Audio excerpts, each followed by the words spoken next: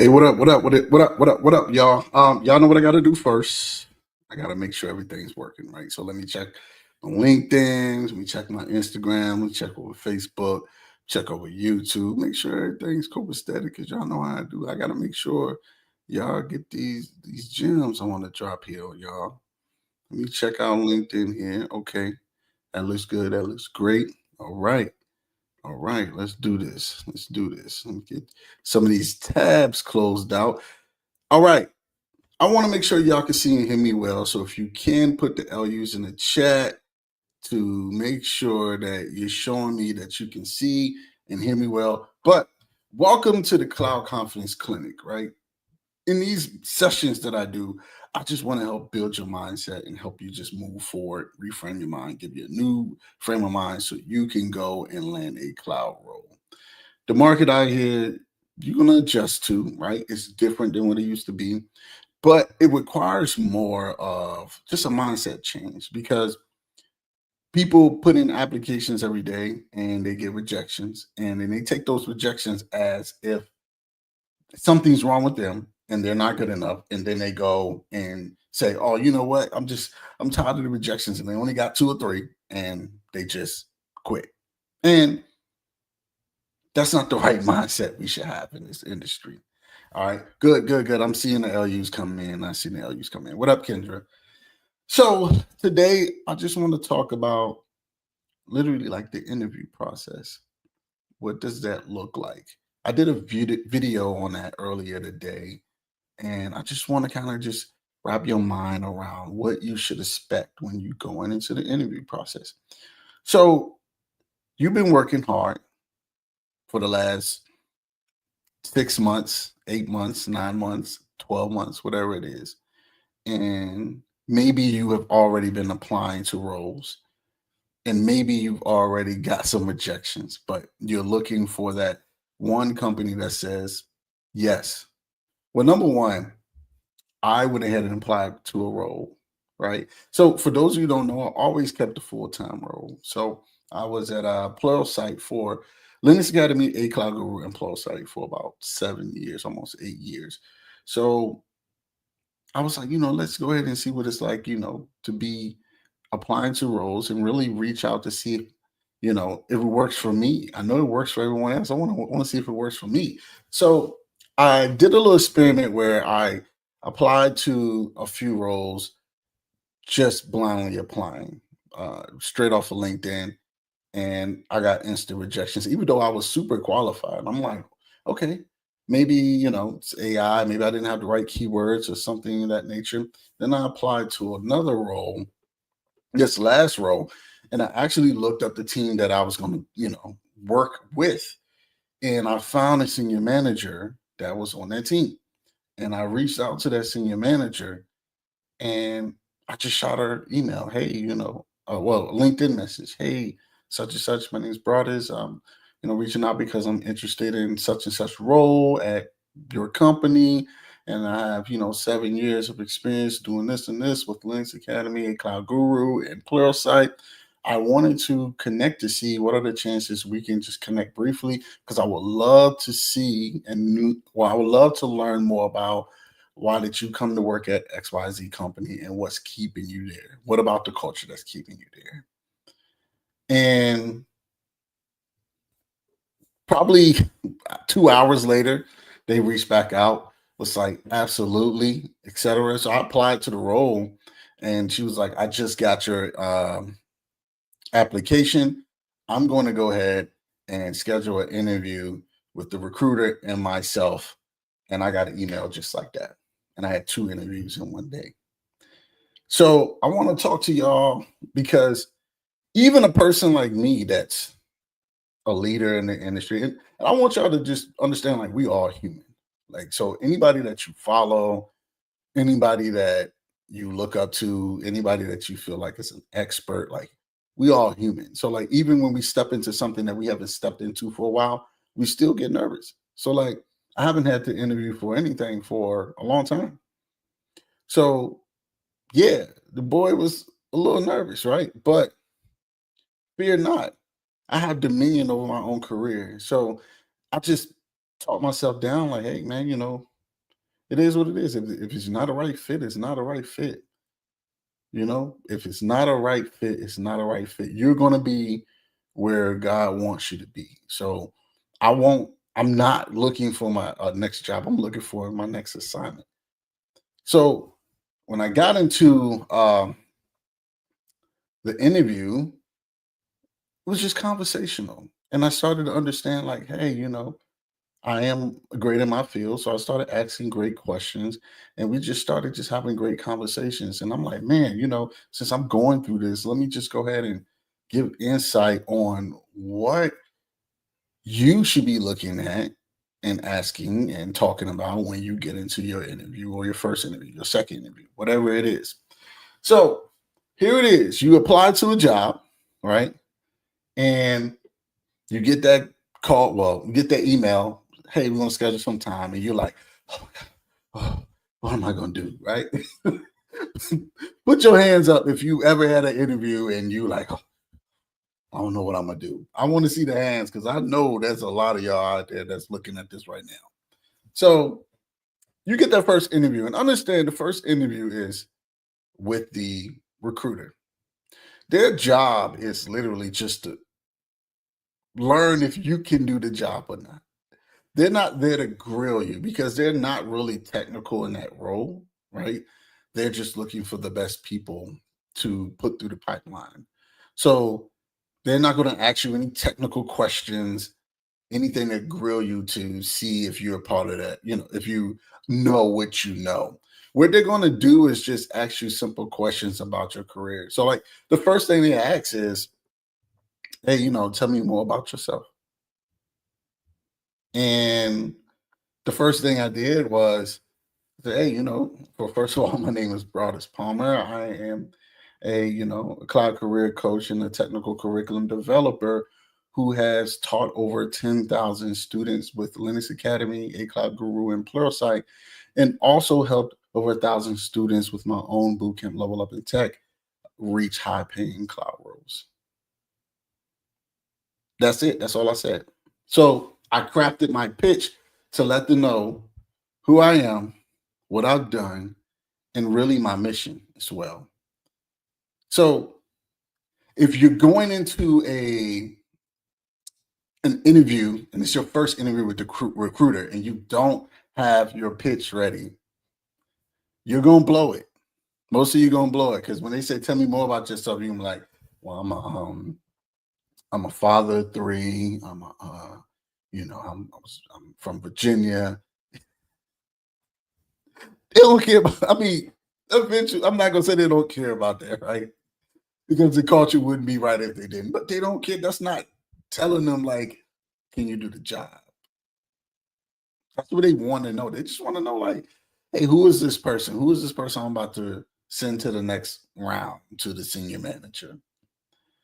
And once you get that out the way, they're going to tell you more about the role. Like, hey, we want to talk about more what the role entails, what they're looking for. And then you can ask your questions, right? So I'm being super transparent here to y'all. So when you ask the questions like, hey, tell me more about like what the interview, if they don't tell you, tell me more about like what the interview process looks like. So they should tell you like what every round consists of. Oh, it's going to be, you interview with me, it's going to be an interview with the tech lead, and then you're going to have this interview, that interview, and this interview, etc. Okay. And you're like, okay, all right. So what are some of the things they're really looking for someone to be strong in? They should know, because the recruiter job is to prepare you for the interview as well. So you ask these questions just to get prepared and understand what the next level is going to look like. So and ask, hey, I don't know if you know this or not, but like, what does success look like in the first 90 days of this role? What are they looking for? They should have an idea, but they may not go deep into it because they're not the manager, they're not the lead, etc. And I wear my heart on my sleeve and I tell this, and I'm sorry, y'all, for those that are looking. But I just gotta say what I'm gonna say. So when I say, how many rounds of interview, they was like, oh, it's 5. I was like, 5, yeah. Nah, I'm like, I didn't say that to them. I'm like, nah. I'm good. Mm, 5. Like, it doesn't take 5 interviews for you to see if someone is the right fit for your company. But that's the new normal now, right? So, like for you, if you're transitioning from a non-tech role to cloud, and this is pretty much change your life, your ass better take those 5 interviews. But if you got experience and you know what you're looking for, you know what you want, you're not really, you know, then things are a little different, right? You know what you're willing to do, you know how stressful you really want to be in the interviewing process. And if it's not worth it, it's not worth it. But for y'all who are coming from, maybe you're making 50K and then you're interviewing for a role that's 90K, yeah, your ass better go through those 5 interviews. That's what it is. That's gonna change your life. But the next step, once you get past the recruiter, is typically it's different, but for some roles, right? So the next one for some of y'all could be a tech role. I mean, a tech interview, right? Where they're gonna drill you technically, or then you're gonna meet with a senior manager or a lead, or someone from that team. Now, their job is to really just talk more about the role, but really dig into your resume, right? So either one or two things: either they're gonna dig directly into your resume, or they're gonna say, well, you don't have to tell us more about what you've done. I already see that on the resume. I just want to know more about how you solve problems, right? So they're going to start either digging into your resume or ask you about how do you solve problems, and you got to be prepared for that. You cannot go into a role not knowing what the role entails, not knowing what they're looking for, and not knowing how what you did in the past, whether in a role or project wise, aligns to that. That is a huge no. You would definitely fail a technical interview if you don't come prepared for that. And we can't prepare for the questions that they may ask, right? But we could prepare our experiences. Does that make sense? Like, put a thumbs up if that makes sense in the chat. Like, we know you can't prepare for the questions they may ask, but we can prepare our experiences that are aligned. Because if you do that, we already know that the questions that they're going to ask have to align with the job. You see what I'm saying? Like, it has to. So they're not going to ask you these crazy questions that have nothing to do with the role. So just align what you've done so far, whether it's project wise. Like, if you commit 18 repositories, projects to 18 repositories over the last 30 days, that's going to look good, but you got to align which ones actually you can talk about that helps them understand that you know what you're talking about when it comes to the job. So, and understand, the more you talk about something, the more they're going to drill you. So if you don't want to talk about something, do not mention it. Got that? A lot of y'all make the mistake trying to sound good. And let's say, Kubernetes on the list and you're not very strong in Kubernetes. Maybe you've done a project or two, but then you start mentioning Kubernetes, they're going to drill your ass. And you just made a mistake if you don't know what they think you should know. So if you don't want to talk about it, don't bring it up. Okay. If they ask you something, all you have to do is say, to be honest with you, I haven't had experience with that, but I could definitely research that and get back to you on an answer. That sounds good. Because you're saying it in a confident way that, hey, we're not expecting everyone to know everything. We don't know everything. You see what I'm saying? You ask me something technical right now about something I've never used. I can't tell you, but I guarantee you, I could just look at the docs and be like, oh, this is what it does. I've been in this industry that long where I'm comfortable with looking up something to know how to talk about it now. Okay. Oh, it seems like it does. Okay. Now I can get back to you to show you that I know what I'm talking about. So that's all they're going to do in a technical role. I keep saying technical role, a technical interview. Now, in a technical interview, it could be split into two. So the first part could be with them just grilling you, not grilling you, but asking you questions more about your background and how would you solve their problems, right? Like, hey, there's some things that we see here, we blah, blah, blah. How would you go about solving this? And really, the answer could be as simple as if you've already constructed a process of how you solve problems anywhere else, then that's the answer. Like, well, my process is when I hit an error, I do this, I do that. That's a process. That is that's great to have. If you don't have that, then you need to have a process before you get into before you accept that technical interview, you need to develop a process of how you solve problems.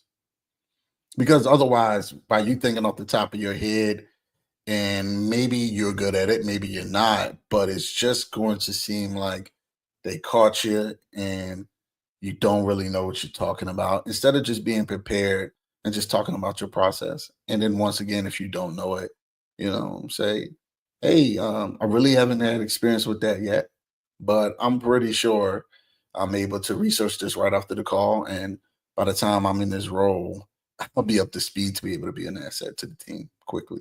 I have no doubts. That's confidence, right? Did I say that confident? I mean, give me a thumbs up if I said that confidently, as opposed to no, I haven't had experience in this at all. No, I haven't used it at all. Which one sounds better? First one, second one. Put one or two in the comments. Which one sound better? I want to see. Um, So if it was just technical conversation and it give you a technical test or assessment, it's cool, right? I think we're all scared of this technical assessment because we're scared of failing and looking stupid in an interview. But if they give you a technical assessment, they're going to give you time to do it, right? They're not going to slap it. All right, now we got this technical set. I want you to solve these problems right now. No, that's under pressure. That's stressful. If that's how the role is going to be, I don't want it. If you think you're just going to slide me something and be like, get it, fix it now, boom, boom, boom, I don't want it because they're not under that pressure. They're not stressed like that.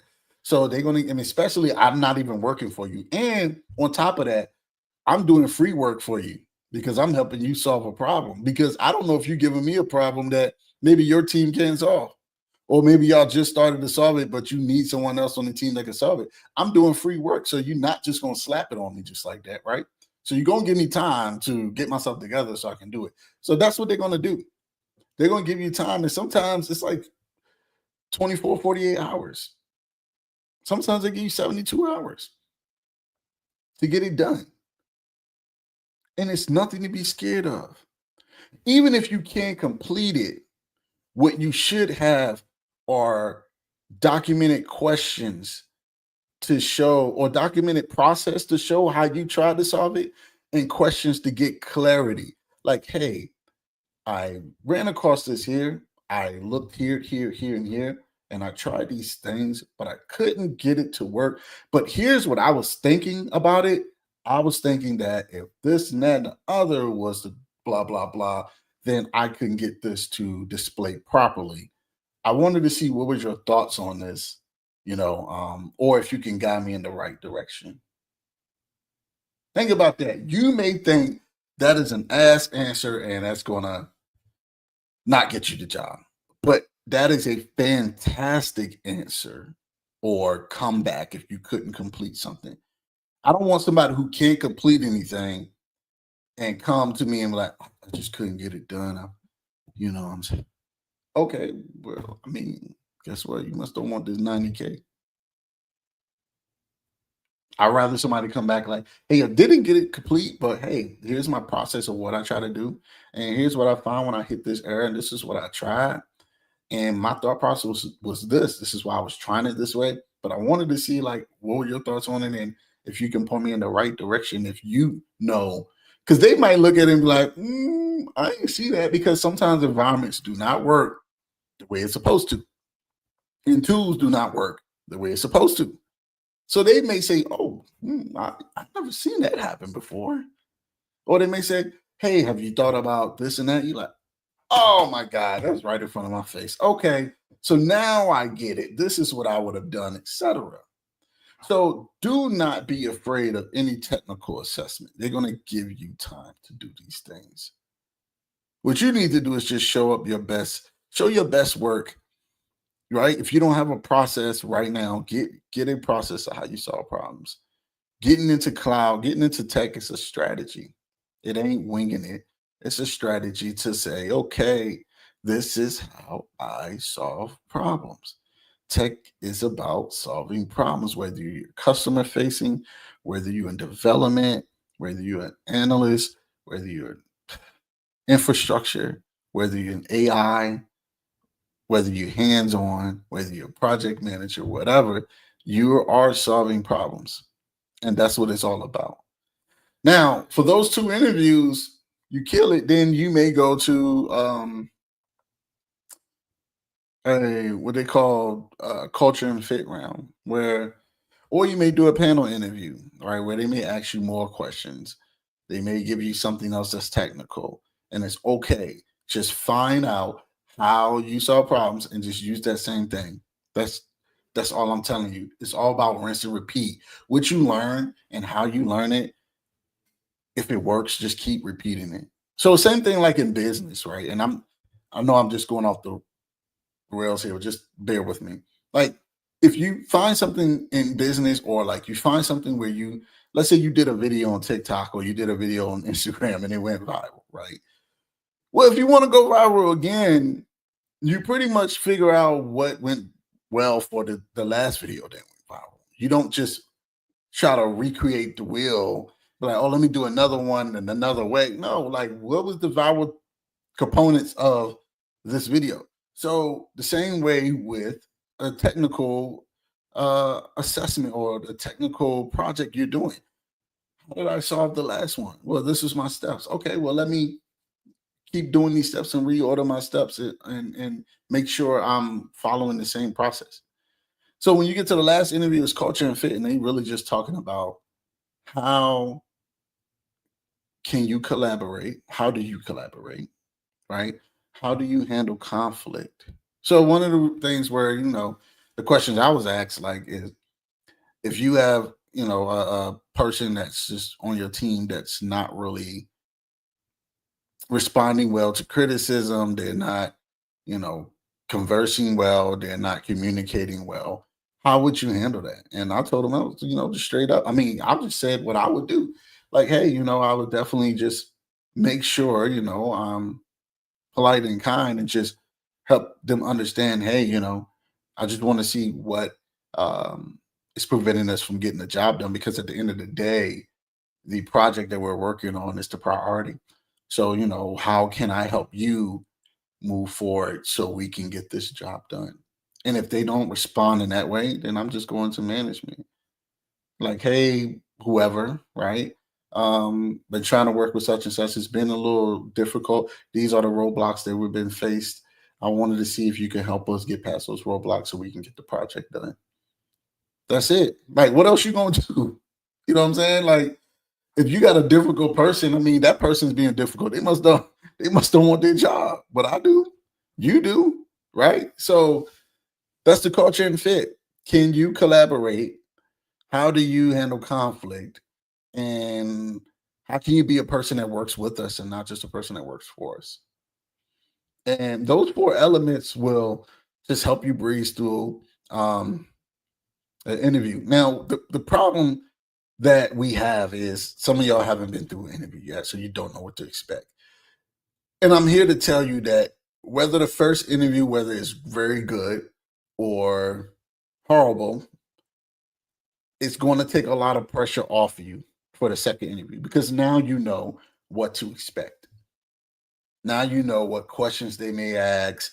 Now you know the rounds, what they look like. So you have to go through the first interview, whether it's good or bad, to just, so even if you got a good one and you got another one, you're like, okay, whew, I know what this is going to be like. So you're more confident. You're just not confident now because you just, that fear tells you that you don't want to look crazy in the interview and get stuck. We always fear that somebody's going to ask us a question and we're going to be like, I, I don't, um, I don't know. That's not going to happen. That's not going to happen. Nobody's like, even the interviewee or interviewer, excuse me, is not going to let you embarrass yourself like that. They're gonna be like, all right, listen, we're gonna move on to the next one. It's totally fine. And they're gonna make you feel great because the whole time you have to understand is you're not, they're not just interviewing you, making sure you're right for the job, you're interviewing them as well. So if you don't like the process of the interview, then you may not like working for them. And that's what they don't want to risk, especially if they feel like you're a good candidate. Hear me when I say that. The process of the interview have to be great. Now, I will say on some interviews I've been on, one thing I don't like is like recruiters or leads or whoever I interview with not having their camera on. Like if I'm on camera with a nice shirt on, your ass need to be on camera too. Point blank, period. Put your thumbs up in the chat if you agree. I'm gonna wait a little bit. It's like I spend all this time iron the shirt, get this nice shirt, getting groomed, come on the interview, look proper for a remote role or in office, whatever it is, and you can't even turn your camera on. And here I am interviewing with myself, looking good for myself. Put the thumbs up if y'all listen. Have y'all faced that? I want to see if you faced that before, or do I make sense? I want to make sure I'm making sense out of this thing. Um, so the experience that you have, that's why at the end of the interviews, the recruiter always come back and ask you about your experience. Because if it wasn't a good experience, then most likely then you're gonna lose out on that candidate. And that's pipeline for them, right? Whether they have 10 people in the pipeline for that role or whether you was the only one. Because if you were the only one, then they're back to zero. They're back to square one trying to find a person. And that's not what they want. They want to have a pipeline of people because they don't want to keep that role get old and they can't fill it and it looks bad on them. So the interview game right now is just simple. The hard part is the mental, right? We all work and work and work hard to get our opportunity. And then when the opportunity comes in the form of an interview, then we're like, oh my God, I got what I wanted. And now, oh, I'm about to die because chill. You got the opportunity that you've been praying for.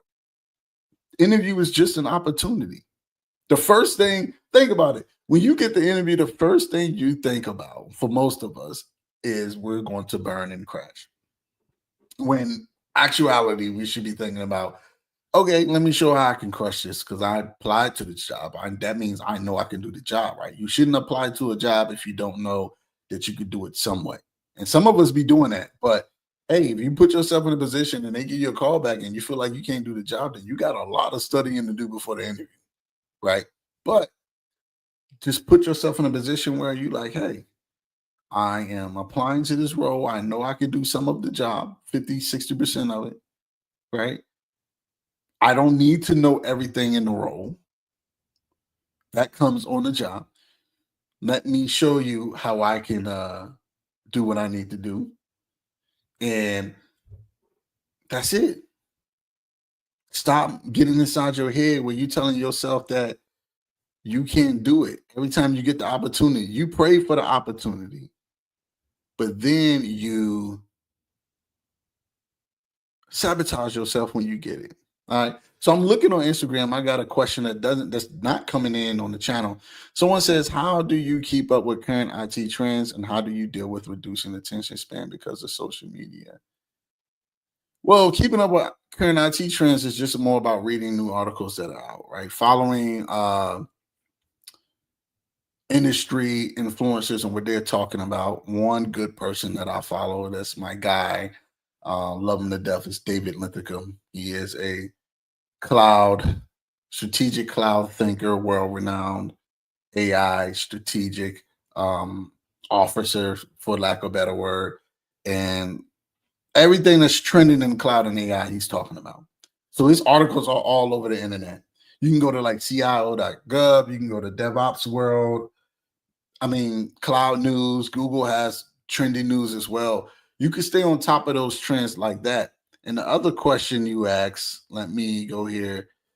How do you deal with reducing attention span because of social media? I'm not sure what you're asking. Are you asking how do you stay on task and pay attention when your attention span is short because of social media? If that's what you asking, that's just all about discipline. And that's all about really, you don't have to sit here and study something for an hour straight. I mean, you could do blocks of 15. Blocks of 15, take a 5-minute break, go get you some water, laugh with with your family, you on the phone. All right, dog, I'm gonna call you back. And now you you back at another 15. So you could do these in short blocks, just staying consistent with your time. If you say you're gonna study an hour and a half a day, then you just do the 15-minute blocks until you reach an hour and a half and you've done what you needed to do. I hope that makes sense for you, big dog. Um, any questions? Um, we good. Any questions? I'm looking at Instagram just to make sure I don't miss anything. Any questions, put them in the comments. I'm here to answer questions as well. I want y'all to get the gems. I want y'all to reframe your mindset. Let me look on Facebook as well, because if Instagram having an issue, I want to make sure Facebook is not either. That's the same platform. Okay, cool. All right. So it's all about discipline, y'all. It's all about, do you want what you say you want?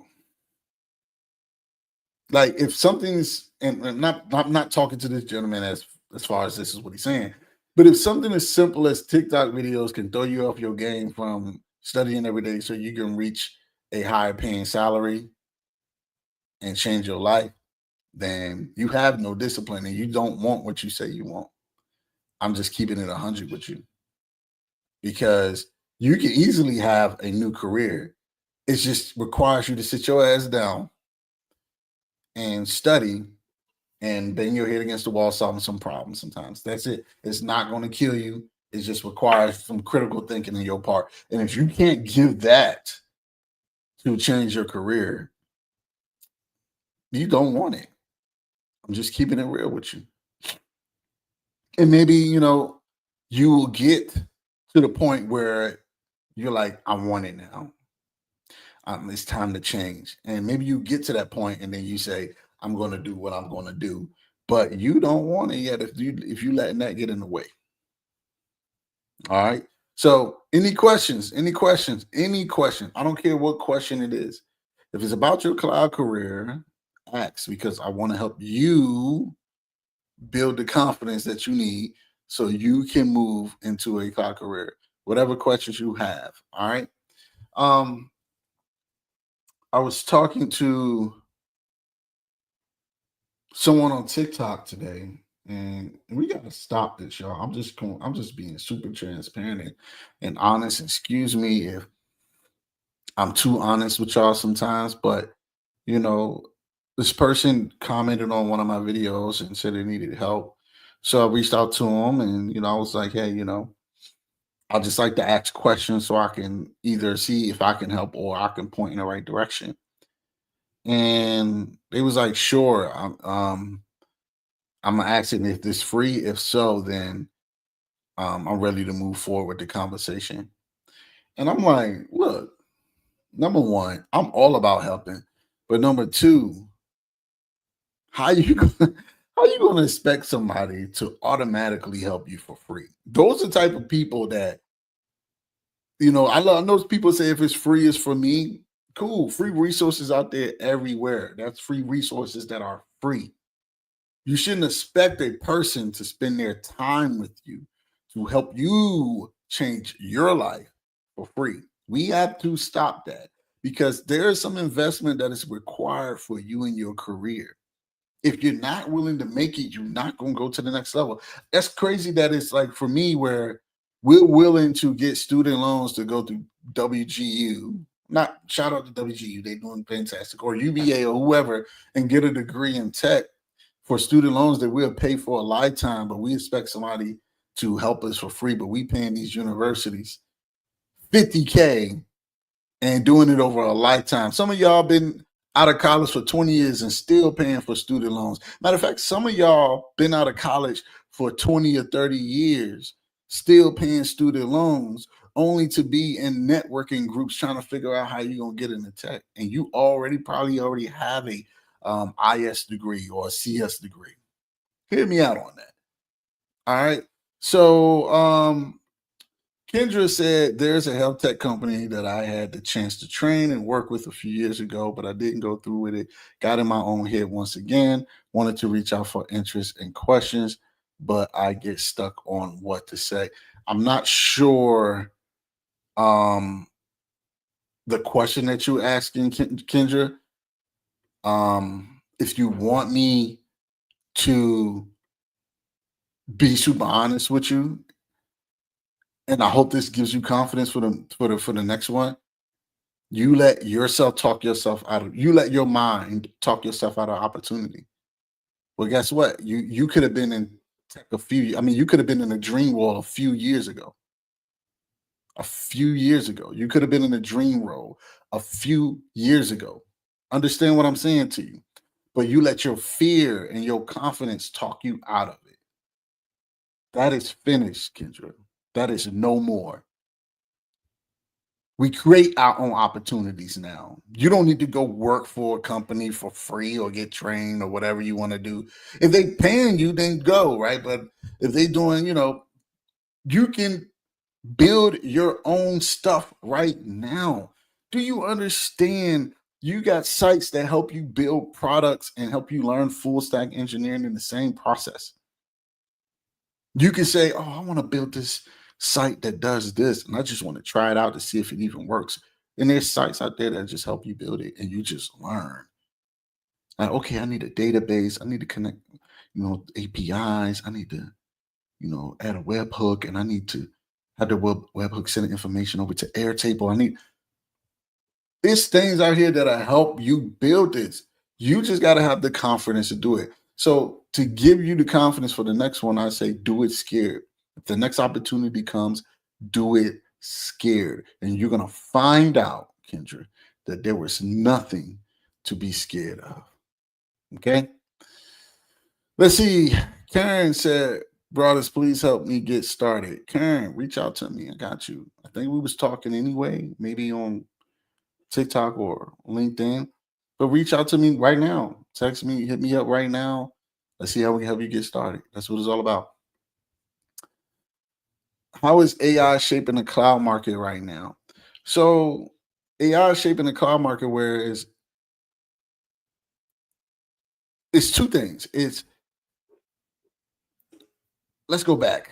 So from 2020, when companies started adopting cloud, to 2024, they realized they spent a shit ton of money in cloud that they didn't budget for, because a lot of these companies didn't adopt cloud before 2020, right? And then when COVID hit, they had to, and they didn't budget the resources or anything, and they didn't have resources that understood cloud computing. So they had to spend all this money and hire, and they've been trying to go and just spend money each year. And now they're assessing, and now the AI is here, which is more expensive for computing power, right? Whether it's on prem in your own hardware or in cloud, they're realizing they're spending a lot of money that they don't have. And some of them even are saying that we can go build our own private cloud or go back to on prem and run our AI workshops there. Other companies are adopting it and partnering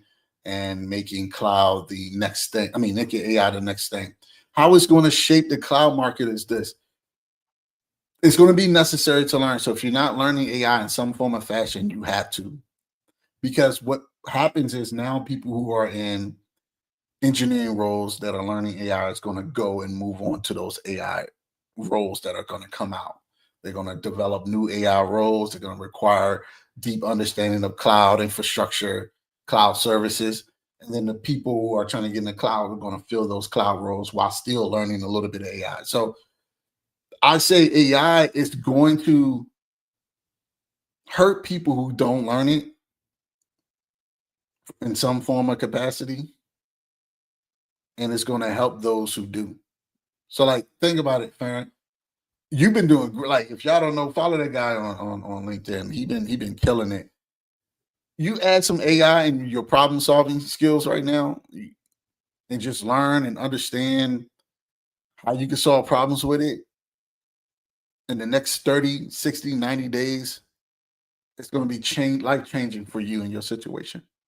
Whether you're in a tech role now, you'll get promoted or you'll move to another role that's going to make you more money. And I will say this too, y'all, while I'm on this subject, the days of loyalty are over. Like, we're not staying at companies. Like, I made the mistake of staying at a company for 7 years because it allowed me to build my business and, nobody bothered me. I'm chilling. The days of being loyal to a company are over. If you had a company for 6 months, but you got another company that's offering you a significant amount of more money and the culture is great and everything, take the job. Take the job. Whatever makes sense for you or your family, that's what you got to do. That's it. So more on how to deploy AI services inside those cloud platforms. I'm not sure if you're asking me a question or are you saying that's what I'm saying? Yes. If you're asking that's what I'm saying, yeah. Deploying AI services inside those cloud platforms that you're using right now, whether it's Azure, OpenAI, right? AWS, learn how to use those services within that cloud platform. Google, all of that, man. It's no more being loyal to these companies. I'm telling you, anybody that's not in tech right now, keep that mindset. You're about the Benjamins. You're about that bag, and you're about taking care of your family and making sure you get the best opportunity possible. Because once again, well, brother, should I stay at this job for a year or two? No. If you got another role that's coming up and opportunities and recruiters knocking at your door because you got the experience now, huh? What you say? How much? Say that one more time. Okay, so what is like working over there? I want to see first. Oh, it's great. Y'all got these perks. Oh, okay. Gone, gone. That's the country way of saying gone. You gone. So I want to just share that with y'all and just be super transparent and real because it's all about you. It's all about your future. It's not, I mean, you here to solve problems for the company, but guess what? As we've seen through these year two, it don't matter. They'll lay you off quicker to save the buck. So why not jump ship to gain one? And some people are like, I'm just not like that. I'm just, well, hey, look, I'm just gonna tell you what, if you're not figuring out how you can continue to innovate and be on the cutting edge of technology so you don't get laid off, you may get laid off. That's just what it is because they're going to bring in new talent for cheaper or they're going to bring in people who are on a cutting edge and pay them what they're paying you and they're outputting more.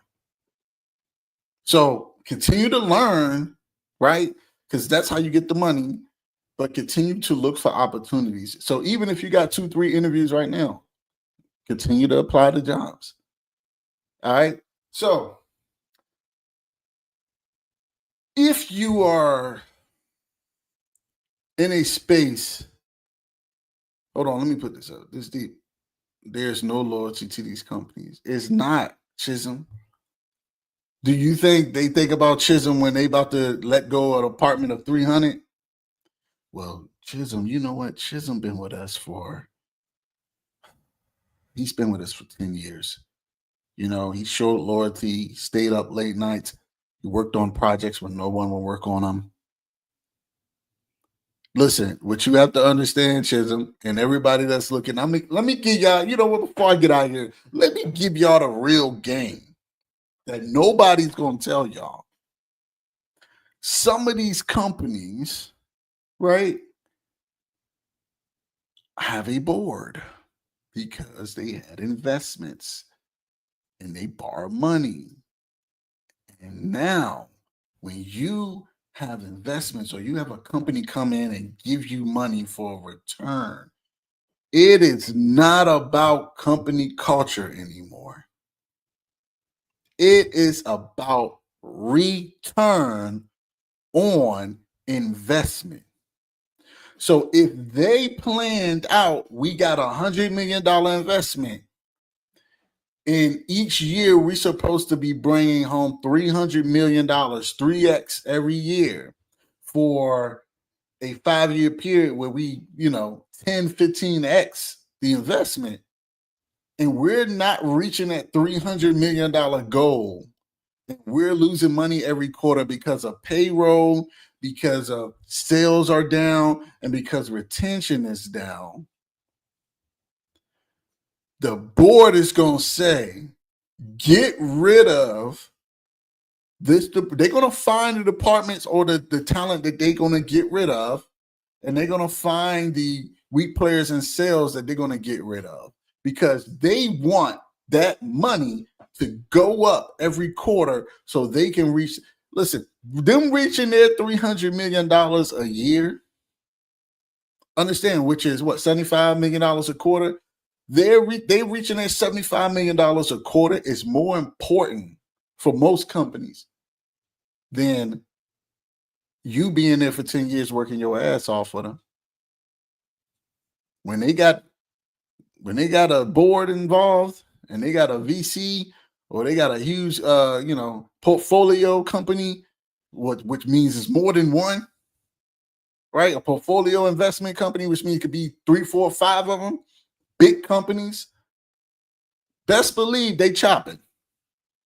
So I don't want y'all to think that because you spent 10, 12, 20 years with them that there's some type of loyalty there. It's not. So what I'm saying is this: always be looking for your next opportunity to get better and be better and make more. Why sit here for 5 years making the same type of money when there's a company out there that's looking for you right now that possibly could pay you for the next 2 years 25, 30% more. And then after you get into that role, you can go to another company. Like, that's all I'm saying, right? Think about yourself. That is all I'm saying. Think about you and do what's best for you and your family. Okay. Let's see. When I first started at my job, they fired a woman who worked for them for over a decade and said nothing to anyone. That's just how it is, right? Kendra said the days of putting 20, 30 years at a company waiting to retire like our parents' generation has done. It is.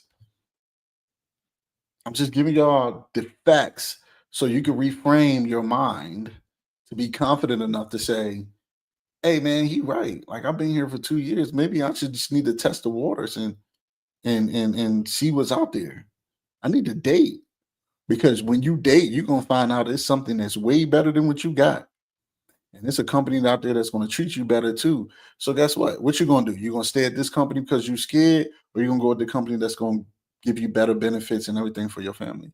Me personally, I'm going where it's gonna take care of my family. And I'm gonna continue to learn there. And if I see other opportunities, if I'm there 6 months and somebody else come and say, hey man, we've been watching you for a while. We got this role. We think you're like, we want to talk to you. I'm talking because I at least want to hear like what are you talking about? Think about it. It's like if I'm an artist and I get signed to a record label, let's say I get signed to Universal, but Interscope comes with a major deal. Like Universal say, okay, we give you $1 million, but this is, what we're going to do. This is how much you're going to get per record or per stream, whatever it is with the industry right now.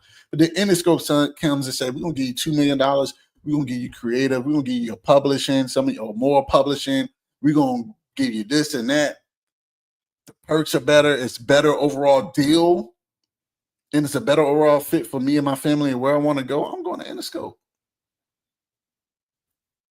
It's no brainer. If I'm playing for the Browns and the Cowboys offer me a better contract than the Browns, and it's better for me and my family overall, right? The whole entire situation, not just money, but everything is better for me and my family. I'm going to Cowboys. I mean, I'm a Cowboys fan anyway. They ain't got too much to convince me, but So with that being said, I hope this little session here was valuable. I want to, if you're right now, you're stuck in between, like, how do I get the experience? How do I really nail these roles? How do I transition from where I'm in, where am I now to a cloud engineer role?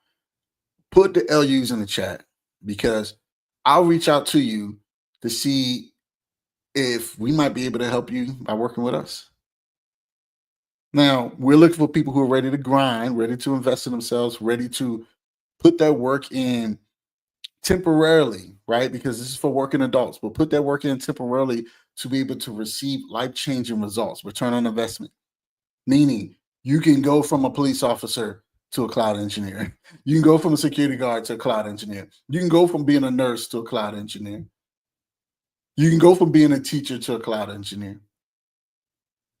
You just have to have the right strategy. And most people are stuck because they don't want to push themselves to connect with people who can give them the strategy and the process. They think their process is going to work. Well, it may work and it may take you 2-3 years.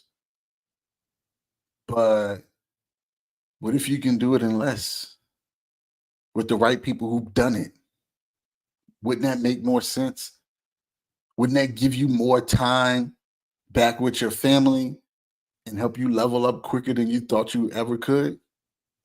Put the LUs in the chat and I'm going to reach out to you to see if we might be able to help you do that. All right. Let me check Instagram real quick again to make sure there's no other questions. There is one. AWS, GCP, or Azure, which recommended for beginner in data science? GCP or AWS. It depends. I mean, it's no wrong one, right? So if you want a data science for developers and data engineering, GCP seems to be the go-to, but AWS is catching, AWS is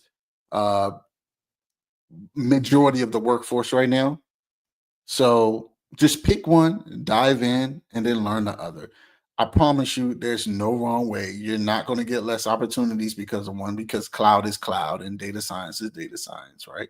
So just pick one and you'll learn. And if you have to pivot to another one, you would do it faster because you already know what you know. All right. Hope that answers your question. So until next time, y'all, I'm going to love y'all from a distance. I got to go eat some food. Wife done cook some roast. I love it. Let's continue to be great for 2025. Continue to get our mind right. And I'll see you in the next session. All right. Put the LUs in the chat if you want to work with us. Let's go. Bye.